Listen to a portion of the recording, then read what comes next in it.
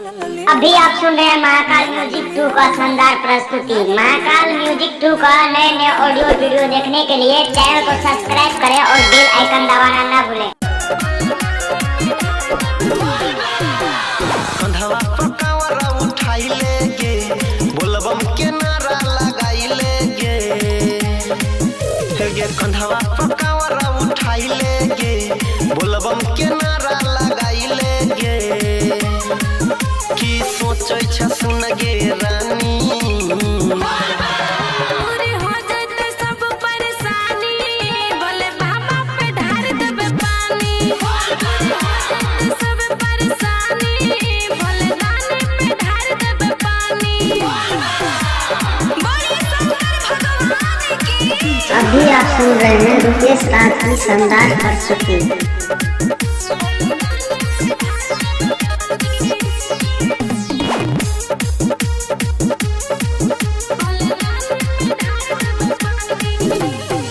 फिर तो नजर भोले दानी, किस्मत खिल जतो।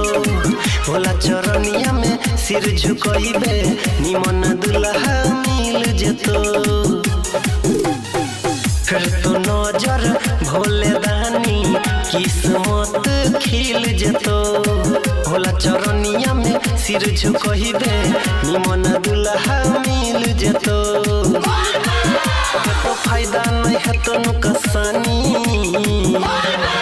पूरी हो जाते सब परेशानी, बोले बाबा पे ढार देबे पानी।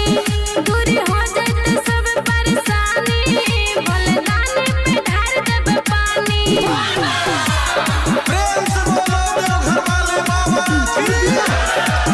अभी आप सुन रहे हैं रुपेश राज की शानदार प्रस्तुति। सिंगिंग बाय करजाइन बाजार रोड सिपौल।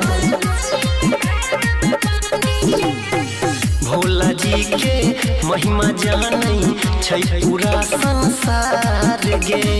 अनिल यादव प्रवीण देवेंद्र, भोला दुआरिया छै ठाढ़ गे। भोला जी के महिमा जानै छै पूरा संसार गे। अनिल यादव प्रवीण देवेंद्र, भोला दुआरिया छै ठाढ़ गे। महादेवे छै ओ ढरदानी, पूरी हो जाते सब परेशानी, बोले बाबा पे ढार देबे पानी। पूरी हो जाते सब परेशानी, बोले दानी पे ढार देबे पानी।